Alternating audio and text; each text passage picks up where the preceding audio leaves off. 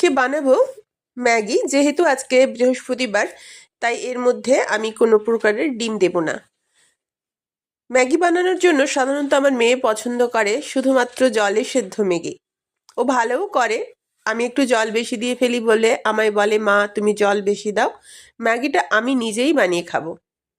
কিন্তু সেদিন ওর হাতে সময় ছিল না, তাই আমি বললাম যে ভাজা ম্যাগি করে দেব। ম্যাগি করতে 2 মিনিট সময় লাগে, এ আমাদের প্রত্যেকেরই জানা। কিন্তু ভেজে খেলে ম্যাগি একটু বেশি ভালো লাগে। তবে তার সাথে যদি একটু মাংস, ডিম সব পড়ে তাহলে তো আরও ভালো। কিন্তু আজকে কিছুই দিইনি। আর ম্যাগি বলুন বা চাউমিন, দুটোই যদি একটু তেল বেশি দিয়ে করা হয় তাহলে ভাজতেও সুবিধে, খেতেও আরও বেশি ভালো। আর আমার মাথায় তো সবসময় ঘুরতে থাকে কি করে কম তেলে কি করব, তাই একটু চাপের হয়ে যায়। ম্যাগিটার সাথে পরিমাণ বাড়ানোর জন্য আমার কাছে একটা চাউমিন ছিল, সেই চাউমিনটাও আমি এর মধ্যে দিয়ে নিলাম। আমি বারবার বলি না, এইসব রান্নাগুলো শেখানোর জন্য নয়, এগুলো আমি করি, আমাকে ভিডিও কিছু দিতে হবে, আমাকে ফেসবুকটা চালিয়ে রাখতে হবে, তার জন্যই এগুলো দেখানো। ম্যাগিটা প্রায় সেদ্ধ হয়ে এসেছে, কারণ বেশি সেদ্ধ আমি করব না। কম তেলে যেহেতু ভাজবো, তাই অল্প সেদ্ধ করলেও এটা অনেকটা চাপচাপ হয়ে যাওয়ার ভয় থাকে। একটু তেল দিয়ে নিলাম যাতে একটু তাড়াতাড়ি এটা ঝরঝরে হয়ে যায়। সেদ্ধ করে এখানে আমি তুলে রেখেছি। তুলে রাখার পর অনেক কাজ। তুলে রাখার পর আমি আলু ফুলকপির পোস্ত করলাম পাশে, তারপর মাছ করলাম, তারপর টিফিনের ম্যাগি বসালাম। এতক্ষণ সময় দেওয়ার জন্য ম্যাগিটা একটু বেশিই সেদ্ধ হয়ে গেছে আমার, কিন্তু কি করা যাবে, করতে তো হবে।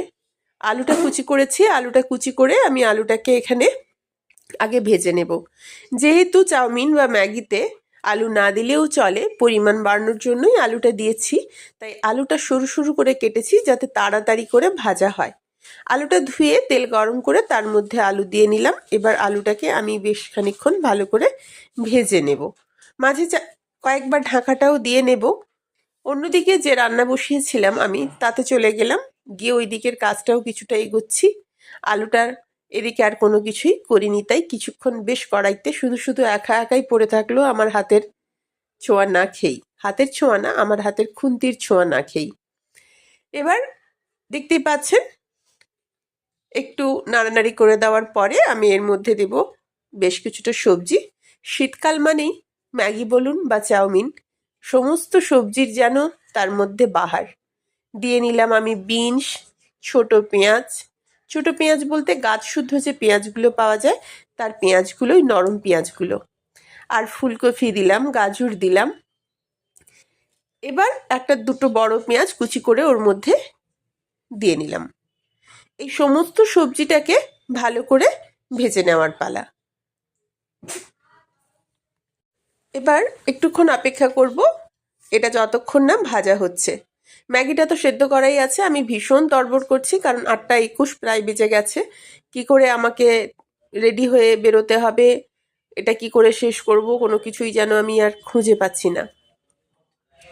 এতক্ষণে ভাজতে বসে আমি অন্যদিকে মাছের রান্নাটা করে নিয়ে এসে এতে একটু নুনও দিয়ে নিলাম। নুনটার পরিমাণ মতো দেব, কারণ ম্যাগি সেদ্ধ করার সময়ও আমি বেশ খানিকটা নুন দিয়েছি, আবার পরেও আবার টেস্ট করে দেব, তাই খুব বেশি নুন এই মুহূর্তে দেওয়ার কিন্তু আর দরকার নেই। অন্যান্য দিন আমি এই ভাজার মধ্যে একটু সয়া সস দিই, আজকে সয়া সসটা ছিল না, তাই সয়া সসটা আজকে আর দিইনি। এবার সবজিটা আমি ভেজে নেব খুব ভালো করে, যাতে ভাজা হয়ে যায়। কাজের ঝামেলা থাকলে এই সমস্ত টিফিন বানাতে কিন্তু একটু চাপেরই হয়ে যায়। দেখতে মনে হয় সোজা, ওই যে বলেছিলাম ডিম দেব না, কিন্তু ভুলে মাঝখানে একটু ফাঁকা করেছিলাম যাতে ডিম দিই, সেটার জন্য। পরে দেখলাম যে না, ডিম তো দেব না, তাই এরকম করে কোনো লাভ নেই। আমি যেহেতু দাদার বাড়িতে আছি, রেকর্ডিং করতে করতে এতজন চলে আসছে, বারবার বন্ধ করছি, আর কত দূর বলেছি সেটাই প্রায় ভুলে যাচ্ছি। সবজিটা অনেকক্ষণ ভাজা হয়ে যাওয়ার পর বেশ খানিকটা ক্যাপসিকাম কেটে রেখেছিলাম, ক্যাপসিকামটাও আমি এর মধ্যে দিয়ে নিলাম। চাউমিন বা ম্যাগিতে ক্যাপসিকাম খেতে ভালোই লাগে। ম্যাগি তো 2 মিনিটের রান্না, সে তো জলে সেদ্ধ করলেই, মশলা দিলেই তার টেস্ট হয়ে যায়। ভেজে খেলে কিন্তু ভালোই লাগে। ইউনিভার্সিটিতে যখন পড়তাম, কলকাতায় থাকতাম, টিফিন খাওয়ার জন্য তেমন কিছুই থাকতো না হাতের কাছে। মায়ের তৈরি করা নাড়ু, আর সবচেয়ে ভরসা ছিল আমার কাছে এই ম্যাগি। পাশে ছিল একটা ছোট্ট স্টোভ, তাকে জ্বালিয়ে নিয়েই আমি তৈরি করতাম এই ম্যাগি ভাজা। তো পাশে যারা থাকতো তারা ভীষণ খুশি হতো, তারাও খেত মাঝে মধ্যে আমার সাথে। এবার দিয়ে নিলাম ম্যাগিটা। আমি বলেছিলাম না আমি অনেকক্ষণ আগে সেদ্ধ করেছি, তারপরে ফুলকপি আলুর পোস্ত করেছি, তারপর মাছের একটা রেসিপি করেছি। সব কিছু নিয়ে ম্যাগিটা রান্না করতে আমার অনেকটা দেরি হলো বলে সেদ্ধটা একটু ভাপে একটু বেশিই হয়ে গেছে। এবার তাই আমার একটু ভাজতে কষ্ট হবে। আমার কাছে কালো গোলমরিচ ছিল না, কালো গোলমরিচ থাকলে আমি অবশ্যই এর মধ্যে দিতাম। আমি নুন আর চিনির পরিমাণটা এর মধ্যে দিয়ে নিলাম। এবার সাথে আমি ম্যাগি করতে করতে অন্যদিকে একটা রান্না করছিলাম। সেই রান্নাটা হচ্ছে কখন এর মধ্যে দেখানো হয়ে গেছে আর খেয়াল করিনি, সেটা হচ্ছে সজনে ফুলের বড়া। এদিকে ম্যাগিটার মধ্যে ম্যাগির মশলাগুলো আমি পুরো দিয়ে নিলাম। যেহেতু 4টে ম্যাগি করেছি তাই 4টে মশলাই আমি এর মধ্যে দিয়ে নেব। মশলাগুলো দেওয়ার পর ভালো করে ভেজে নেব। অনেকেই বলে ম্যাগির মশলা খাওয়া উচিত নয়, ম্যাগির মশলায় আজিনা থাকে, কিন্তু ম্যাগির মশলাটা না দিলে খেতে কি আর ভালো লাগে? তেল তো একদম নাইর মতোই দিয়েছি। এতটা ম্যাগিতে যে কত কম তেল দিয়েছি তা তো দেখলেই আপনারা বুঝতে পাচ্ছেন। এবার সমস্ত মশলাগুলো আমি এর মধ্যে ঢেলে নিলাম। মশলা দেওয়ার পর আমার একটাই কাজ, এটাকে খুব ভালো করে ভেজে নিতে হবে ছড়িয়ে ছড়িয়ে। ওই যে বললাম না, চাউমিন বলুন বা ম্যাগি, তেল একটু বেশি হলে ভাজতেও সুবিধে আর খেতেও সুবিধে। কিন্তু তেল যখন কমে যায় তখন রান্না করতেও কষ্ট, একটু একটু জড়িয়ে জড়িয়ে যায়। বেশ খানিকক্ষণ ম্যাগিটা ভেজে নেওয়ার পরে আমি তার মধ্যে দিলাম বাঁধাকপির কুচি আর শীতকাল, শীতকাল মানে পেঁয়াজ পাতা।